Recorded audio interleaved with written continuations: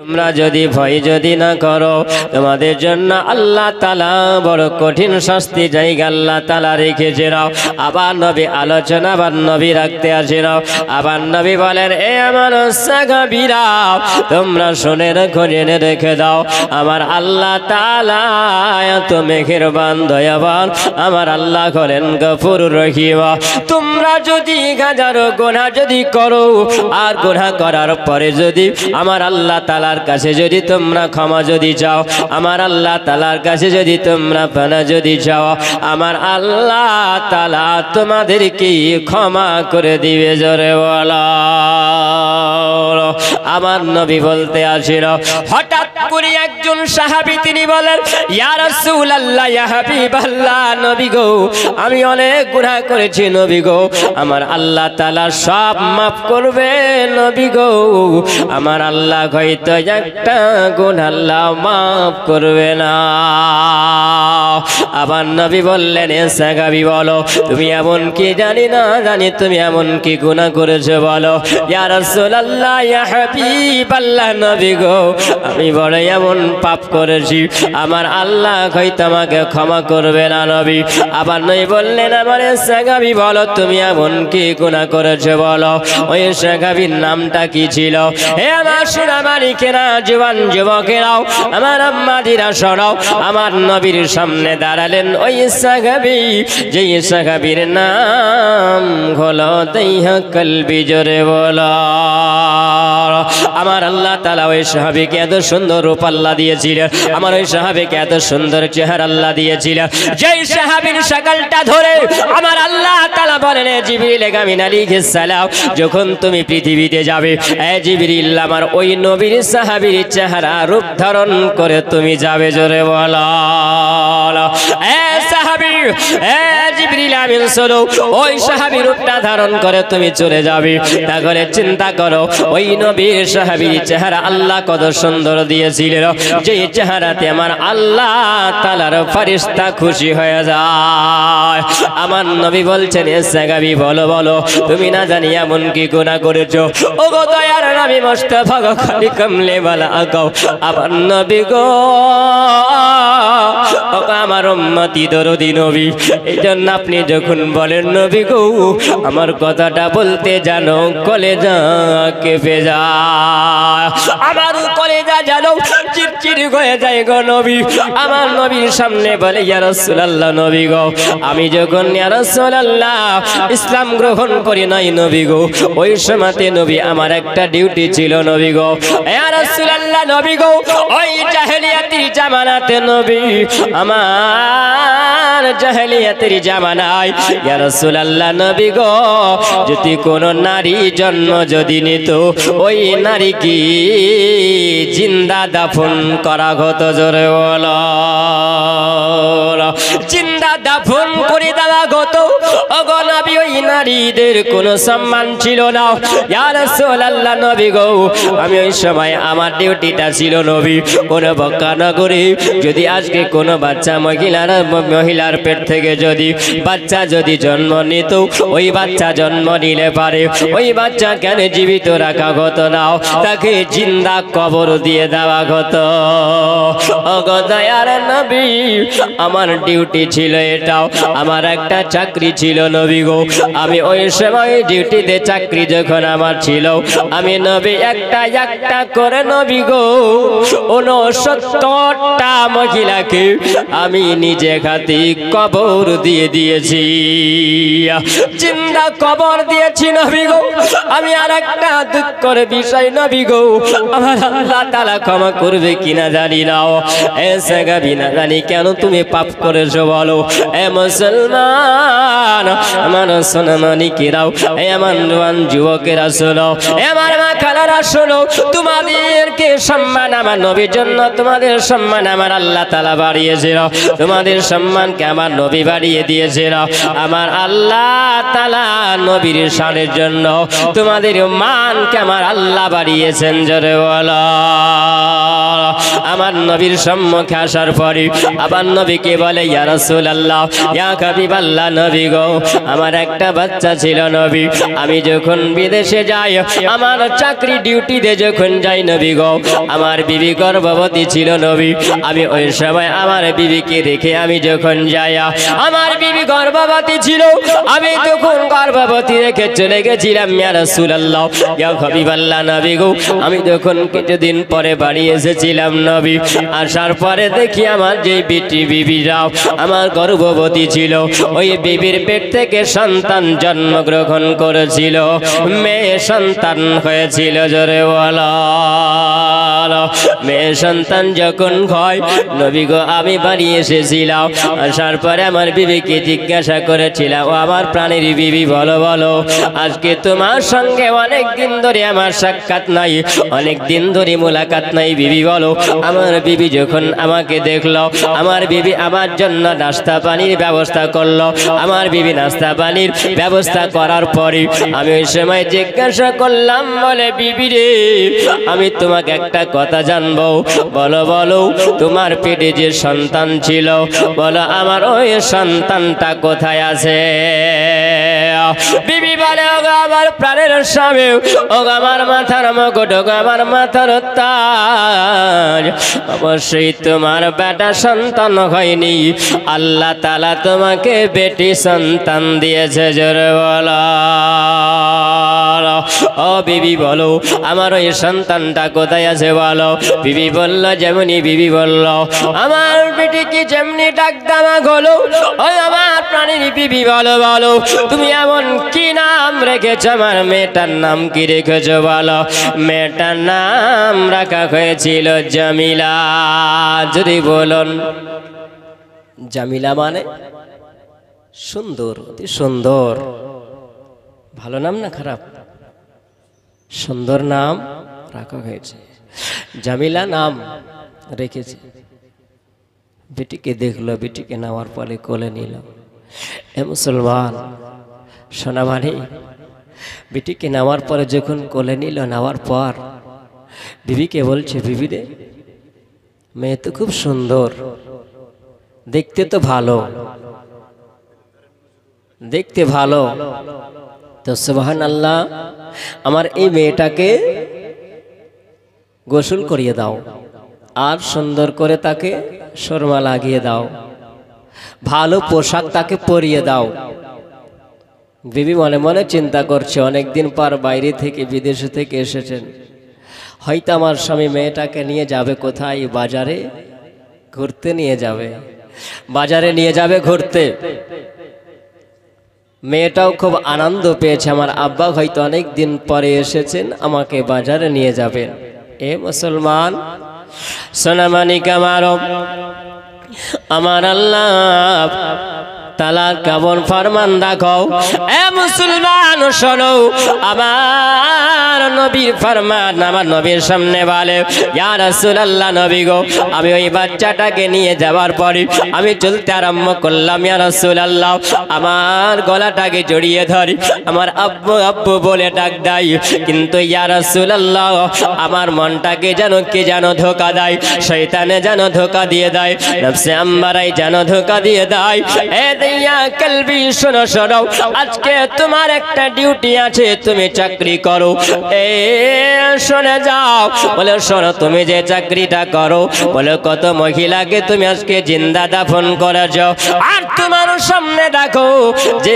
মহিলাটার নাম হলো জামিলা তোমার মেয়েটাকে তুমি কি দাফন করবে নাও বারবার করে ইয়া রাসূলুল্লাহ নবী গো আমাকে যেন ধোঁকা দিয়ে দেয় কে যেন আমাকে ধোঁকা দেয় ইয়া রাসূলুল্লাহ আমি আমার বাচ্চাটাকে নিয়ে আমি চলতে আরম্ভ করলাম আমি যখন চলে যাই আমাকে জিজ্ঞাসা করে বলে আব্বু গো ও আব্বু অনেক দিন পরে আপনাকে দেখেছি আম্মু আপনাকে জড়িয়ে ধরে আদর করতে ইচ্ছা করে আম্মু আব্বু আব্বু বলে যখন ডাক দেয় ওই সময়তে আমি যখন চলতে লাগলাম আর যাওয়ার পরে ফাঁকা মরুভূমিতে যাওয়ার পরে ওই জায়গায় আমার বাচ্চাটাকে বসিয়ে দিলাম আমার মহিলাটা বাচ্চাটাকে বসিয়ে দেওয়ার পরে আমি আমি করলাম আমি হাত দিয়ে, ওই সময় একটা কোদাল দিয়ে আমি ওই সময় যেন একটা গর্ত খুঁড়তে আরম্ভ করেছি।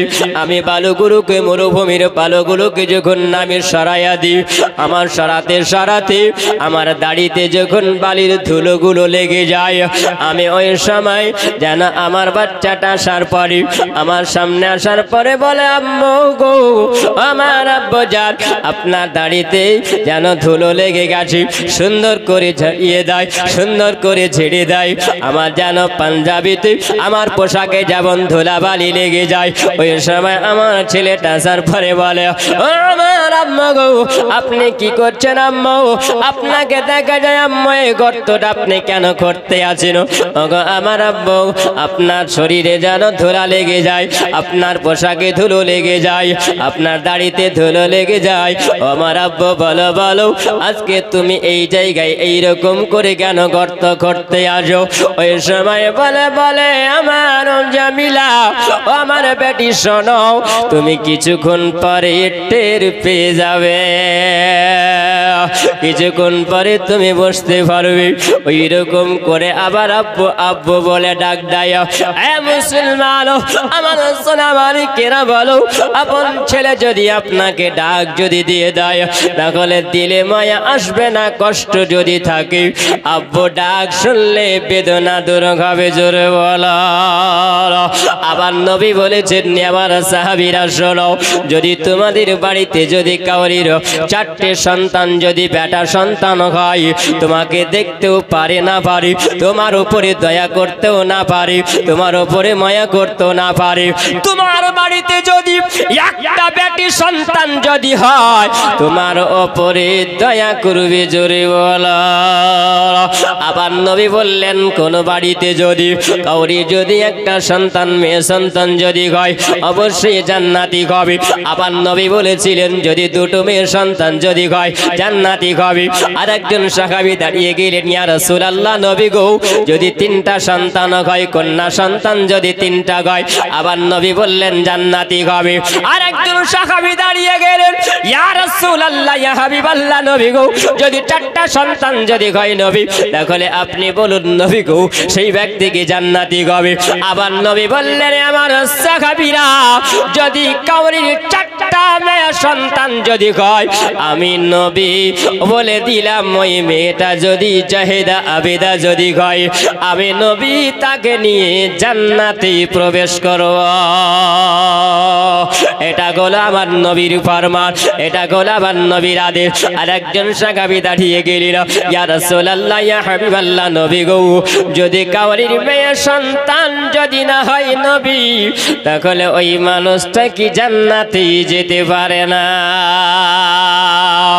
আবার নবী বললেন, সাহাবীরাও, আমার সাহাবীরা চলো, কাউরির যদি মেয়ে সন্তান যদি না হয়, আর মেয়ে সন্তান না গামার কারণে যদি আজকে মেয়ে সন্তান না গামার কারণে আল্লাহর নিকটে যদি কেঁদে কেঁদে কেঁদে কেঁদে চোখের পানি যদি ঝরাইয়া দেয়, মনের অন্তরে চোখের পানি যদি ঝরে যায়, অশ্রু যদি ঝরে যায়, কেঁদে কেঁদে কেঁদে কেঁদে জীবন যদি কাটাইয়া দেয়, আর কাটিয়ে দেওয়ার পরে যদি মানুষটার মরণ যদি হয়ে যায়, আমি নবী ওই ব্যক্তিকেও জান্নাতে নিয়ে যাব।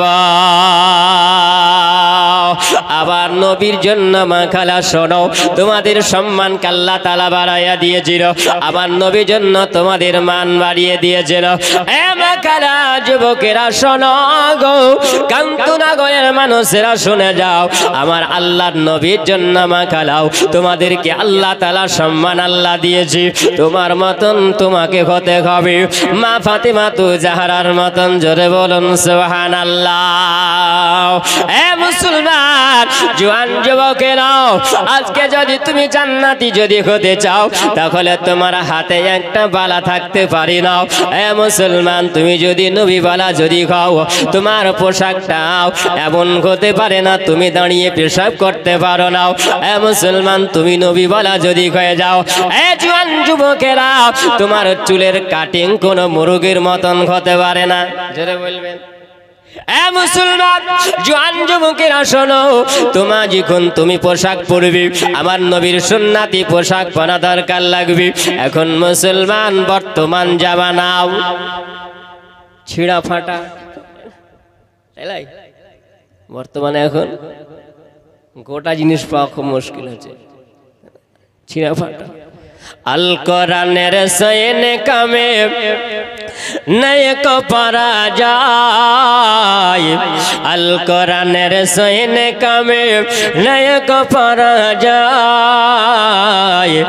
এক আল্লাহর গোলাম আমি এই তো পরিচয়। এ পৃথিবী নকল সাবি, এ পৃথিবী নকল সাবি, আসল কিছু নাই। এক আল্লাহর গোলাম আমি এই তো পরিচয়। আল কোরআনের সৈনে কামে নায়ক পারা যায়। এক আল্লাহর গোলাম আমি এই তো পরিচয়। যুবকেরা আমার সোনা মানিকেরা শুনে যাও, আবার নবী দু জায়গাও নবী মুস্তাফা সাল্লাল্লাহু তাআলা আলাইহি ওয়াসাল্লাম তিনি বলছেন, আবার নবীর সামনে বর্ণনা করে, ইয়া রাসূলুল্লাহ নবী গো, আমি ওই সময় যখন আমি কবরটা যখন খুঁড়ি, মাটিগুলো যখন খুঁড়ে যাই নবী, ওই সময় আমার ওই বাচ্চা মেয়েটাও যেন আমার সম্মুখে আসার পরে আমাকে যেন আব্বু আব্বু বলে ডাকতেই নবী গো। আমার আব্বু ডাকটা শুনে কলিজাটা ঠান্ডা গয়, কিন্তু ইয়া রাসূলুল্লাহ নবী গো, আমাকে কি যেন ধোঁকা দেয়। এ দুনিয়া কলবি শোনো, তুমি যে এত মহিলা বাচ্চাদেরকে তুমি দাফন করে দিয়েছো, এই বাচ্চাটাকে কেন করবে না? ওগো নবী, আমার যেন কলবে যেন ধোঁকা দিয়ে দেয় নবী গো। আমি ওই সময় আমার বাচ্চাটা আমার কাছে এসে আব্বু বলে যেমনই ডাক দেয়, আমার কলিজা ঠান্ডা গয়। ওগো নবী, আমি যখন আমাকে ডাক দেওয়া গেল, আমাকে ডাক দিয়ে যখন আব্বু বলে ডাক দিল, আর ডাক দেওয়ার পরে আমি যেন এমন জোরে একটা ধাক্কা মেরে দিলাম, আর যেমনি ধাক্কা মেরে দেওয়া ওগো দয়ার নবী, ওই সময় আমার বাচ্চা মেয়েটাও এ জামিলা এই গর্তে যখন পড়ে যাই নবী, আমাকে যেন ডাক দিয়ে বলে, ওগো আমার আব্বু জান, ওগো আমার আব্বু বলো, আমি কি অপরাধ আপনার কাছে করেছি?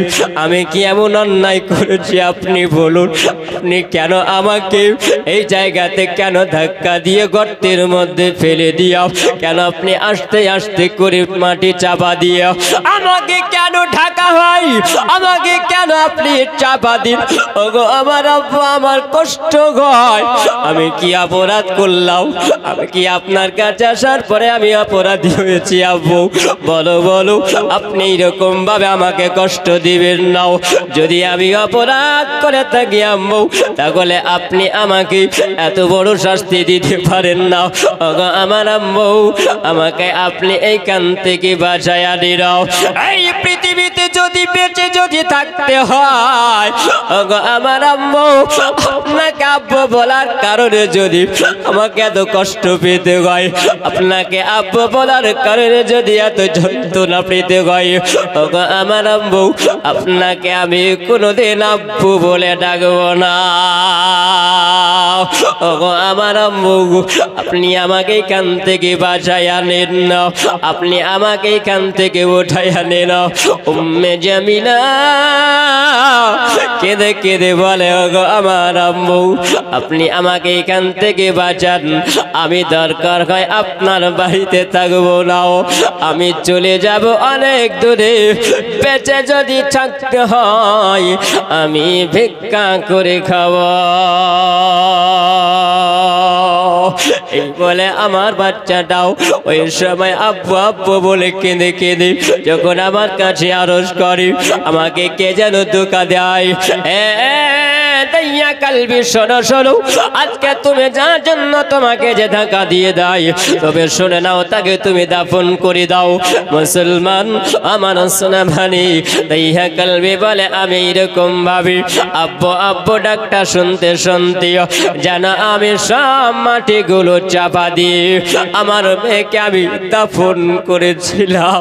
ইয়া রাসূলুল্লাহ নবী গো, ইয়া হাবিবাল্লাহ নবী গো, আমি যখন আমার বাচ্চা মেয়েটাকে আমি দাফন করে দেওয়ার পর, আমি যখন আসার পরে রাত্রিবেলাতে বিছানায় শুই নবী গো, আমি ওই সময় জানো আমার ওই বাচ্চা মেয়েটার কানে জানো আব্বু আব্বু আওয়াজ আছে। ইয়া রাসূলুল্লাহ এখনো পর্যন্ত নবী গো আমার ওই বাচ্চা মেয়েটার কানের আওয়াজ চলে আসে, কান্নার আওয়াজ আছে। ইয়া রাসূলুল্লাহ এই জন্য নবী গো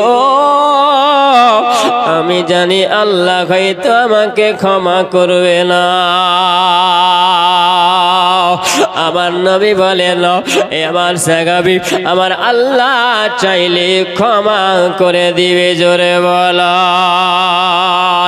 আমার উম্মত উম্মতিরা যদি আল্লাহর নিকটে যদি দোয়া চায়, আল্লাহর নিকটে যদি তারা পানা যদি চায়, আল্লাহর কাছে দোয়া যদি চায়, আমার আল্লাহ তাআলা বলেছেন উদউনি আস্তাজিব লাকুম।